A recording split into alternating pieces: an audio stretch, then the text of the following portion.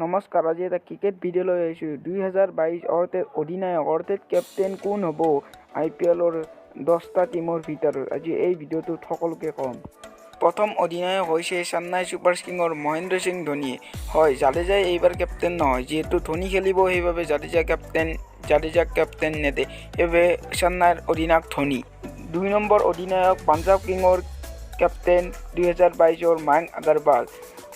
2021-20 আছিল KL ৰাহুল, বৰ্তমান মায়াংক আগৰৱাল, যিহেতু KL ৰাহুল লক্ষ্ণৌত গ'ল সেইবাবে মায়াংক আগৰৱাল পাঞ্জাৱ কিংছৰ কেপ্টেইন। 3 নম্বৰটো অধিনায়ক হৈছে ঋষভ পান্ত, যিহেতু আগতে দিল্লী কেপিটেলছৰ কেপ্টেইন আছিল শ্ৰেয়াছ আয়াৰ, যিহেতু শ্ৰেয়াছ আয়াৰ এইবাৰ KKRত কিনিলে KKRে, সেইবাবে এইবাৰ দিল্লীৰ কেপ্টেইন হ'ব বৰ্তমান ঋষভ পান্ত। 4 নম্বৰ অধিনায়কজন হৈছে ৰোহিত শৰ্মা। MI পেল্টন। হয়, আমি সকলোৱে জানো যে ইণ্ডিয়ান প্ৰিমিয়াৰ লীগ কিমান টান হয়, আৰু এজন এনেকুৱা একালাই কেপ্টেইন যি ৰোহিত শৰ্মাই মুম্বাই ইণ্ডিয়ানছক 5 বাৰ চেম্পিয়ন বনাত সহায় কৰিছে।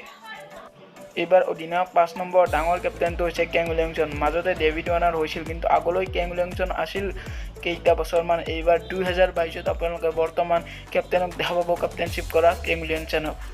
যিহেতু এইবাৰ IPL টিমত দুটাকৈ টিম বেছি বাঢ়ি গ'ল, 10টা হৈ গ'ল, আৰু এইটো হৈছে গুজৰাট টিম, আৰু গুজৰাট টিমৰ কেপ্টেইন হৈছে হাৰ্দিক পাণ্ডিয়া অধিনায়ক। 2022ত আপোনালোকে দেখা পাব।